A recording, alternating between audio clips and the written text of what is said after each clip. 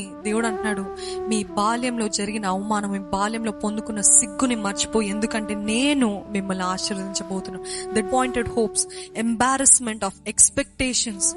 ఒకటి announcing one thing and reaping another thing. ఒకటి జరుగుతుంది అని చెప్తా ఉంటాము కదా, కానీ అది జరగదు.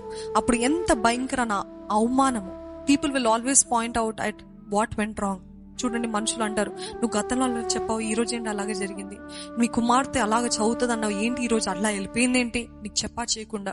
మీ కుమారుడు ఇలాగ అవుతాడని చెప్పావు, మరి ఏంటి ఇలాగ అయిపోయాడు అని ఎక్కడ తప్పు ఉంటుందో అక్కడ వెతికి పట్టుకొని మనల్ని అక్కడ కృంగజేయాలని, మనల్ని బాధ పెట్టాలని మనుషులు ఎప్పుడు కూడా వేలెత్తి చూపించడానికి సిద్ధంగా ఉన్నారండి.